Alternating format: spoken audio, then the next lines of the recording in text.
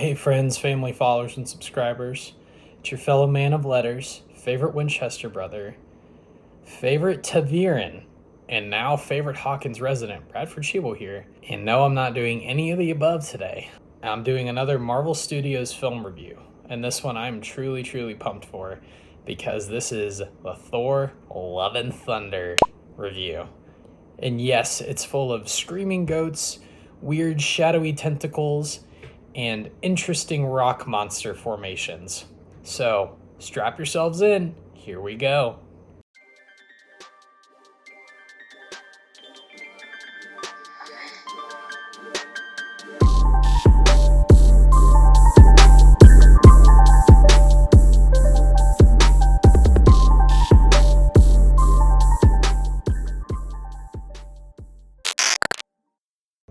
Some of the things I really enjoyed about this movie were it was just a sensation. These movies, as I've said in previous reviews, are always a blast.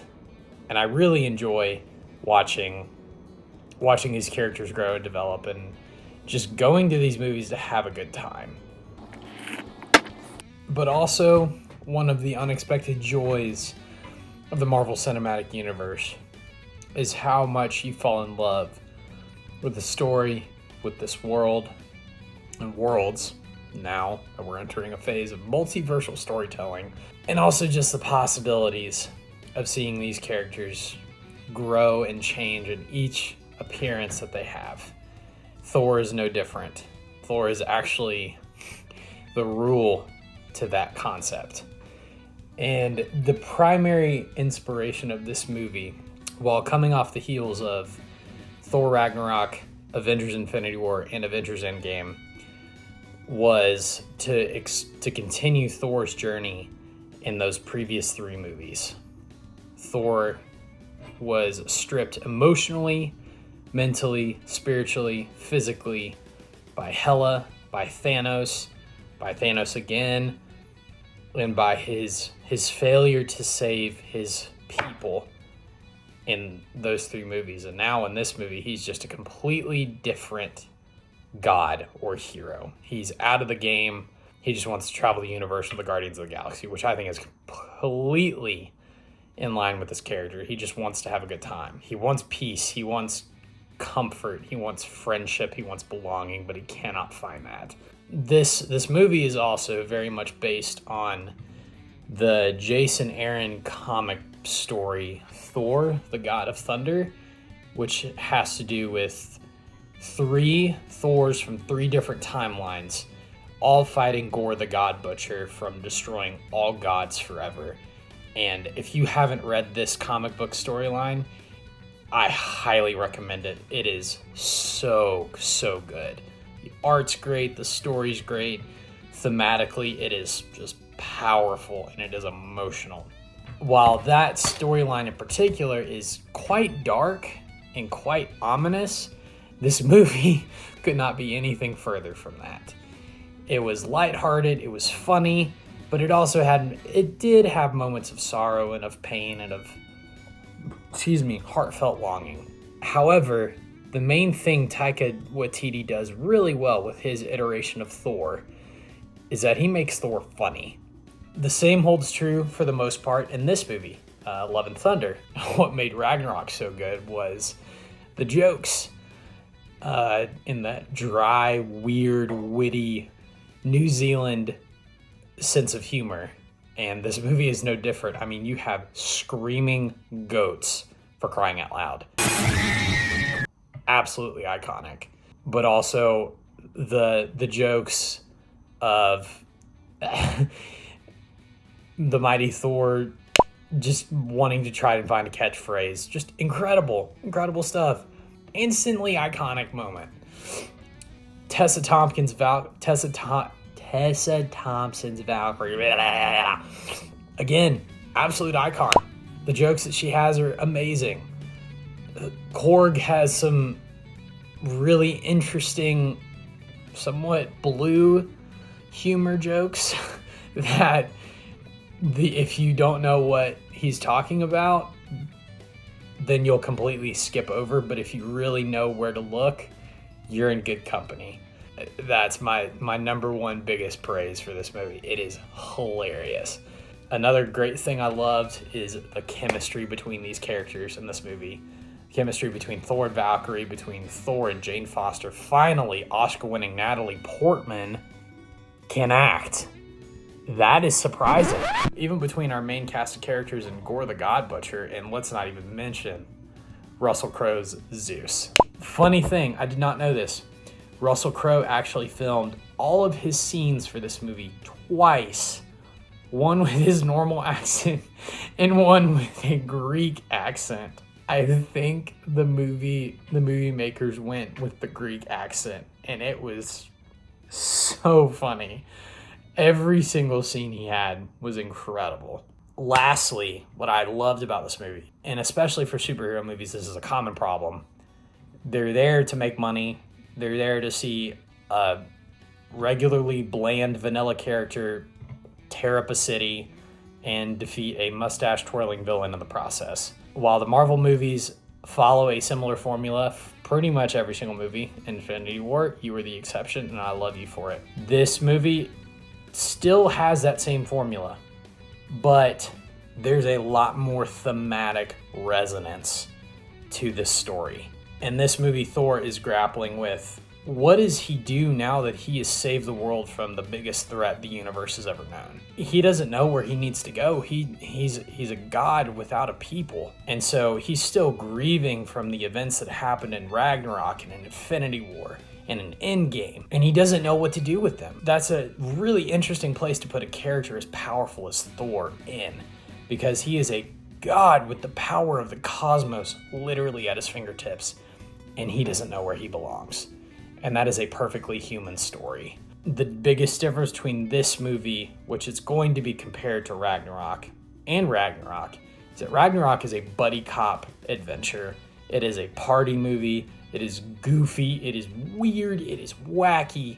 This movie is, while it's still funny and lighthearted and colorful, it's much more about what do you do after loss and grief, but in a universe where you don't feel like you belong. How do you find love, and how do you find peace and belonging and comfort?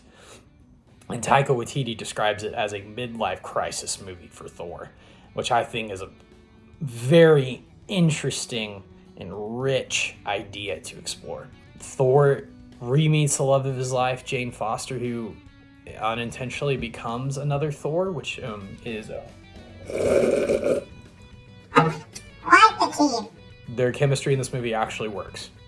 And so in the end, when Jane sadly dies, Thor does not decide to bring her back. He accepts the loss. And with Gore's final words, Gore charges and asks Thor to take care of his resurrected daughter. And this, to me, just felt so natural for Thor's character. He's loved and he's lost and he's lost again. How does he find peace? He learns to love and raise another person and start his own family and truly start wrestling with those ideas and raise another person with the values of love and of friendship and of belonging. And I think I loved how thematically resonant that was. And another thematically resonant idea that was woven into this movie expertly was the idea of, what do you do when your faith in gods is failing? And this is mainly coming from Gore's perspective. Gore was terrifying, by the way. Probably one of the best villains that the MCU has done. Christian Bale was menacing, terrifying, but he also was funny. Honestly looked like he was like bleeding. Well, he was literally bleeding black goo half the time. He really allowed Thor to explore the ideas of, how do you respond when it feels like your God has abandoned you? And as a follower of Christ, I find that idea incredibly compelling, and that is something I wrestle with on a daily basis. And I wish the movie had dived in a little bit more to that idea, which it did not, but that idea was still there. And if it had been explored a little bit more, I think this movie would have been a much richer text.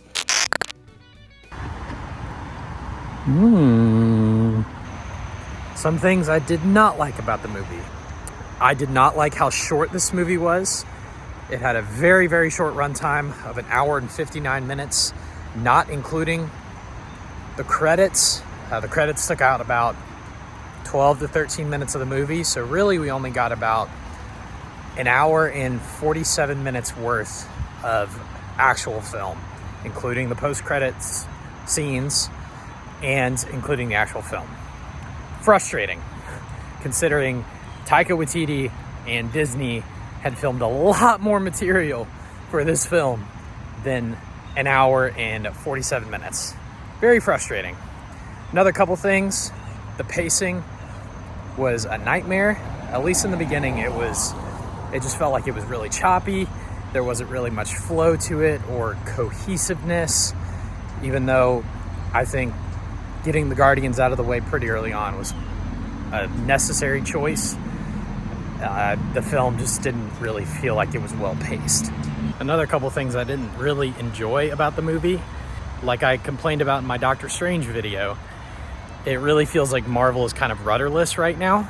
It feels like there's not really any direction to Phase 4 with the TV shows or with the movies, with the exception of Loki, WandaVision, and possibly Doctor Strange in the Multiverse of Madness. There's very little direction for where this new stage of the MCU is going.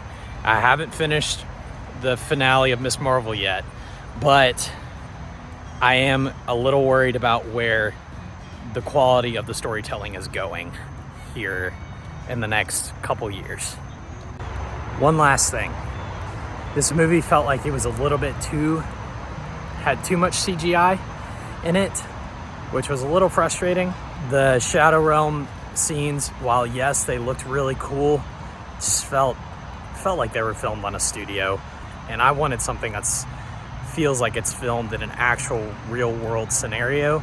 I love seeing set pieces that look like they're filmed on location, and this movie did not have that feel, which was kind of disappointing. And also, could we have gotten more Zeus and Omnipotent City? That was a great storyline. It really was. Another thing, I know these are random complaints here, but why wasn't there the symbiote for Gore's powers from the comics introduced into this movie? That was frustrating. And also, there was just a mismatch of tones throughout the film. I really would have loved to see some consistency like you saw in Ragnarok. I realize this is a different movie, a different thematic purpose for Thor as a character and for the MCU as a whole, but at the same time, there were just some tonal inconsistencies that really drove me crazy. But thematically, they make sense even if they're jarring. Despite some of these negatives that I've really wrestled with throughout this journey with Thor, with the mighty Thor, with Valkyrie, and with Korg, and with Odin, Odin, with Zeus, with love, and with eternity, I did enjoy this movie more on a rewatch because I knew how thematically resonant these things were, not only with myself, but with a larger audience. And just seeing how at the end of the movie, Thor learning to raise another human being and learning to love another human being out of his grief and out of his lost longing and home, it was just perfect. Even though it wasn't executed very well, the movie was too short for my opinion. I think it should have been longer than Ragnarok. It had a lot more consequences and fallout from Endgame that I really wanted them to explore, but Disney was just like, nah. So I definitely had some issues with that. In addition to pacing-wise, this movie was just moving way too fast to actually build up some more mythology for the MCU going forward. And again, I am quite concerned about where this new saga that Marvel and Disney are building is going. They're bits and pieces of some stories that they're building upon, but still, it's tough to say completely where they're going. And I really want to see a roadmap here soon, because I'm getting concerned here, Marvel. I'm getting concerned. You hear me? Just hurry up and make a roadmap. All in all, I give this movie a 7.8 out of 10. And I think from where I ranked it, I think it was anywhere between 18 and 20 out of 35 for the Marvel projects. Doctor Strange fell a little bit for me. Plot twist. Since I filmed this video, I have finished Miss Marvel. So on my list of all 36 MCU projects thus far, Thor Love and Thunder ranks 19th out of 36. So all in all, still really, really good movie. Not a great movie, but really good. Better than Doctor Strange. Not as good as Ragnarok. And definitely way better than The Dark World and Falcon and the Winter Soldier. Stand by that statement. So, thanks for tuning in. Hope you guys really enjoyed this video. Like and subscribe if you haven't already. Let me know what you think in the comments down below. And just remember, driver picks the music. Shotgun shuts.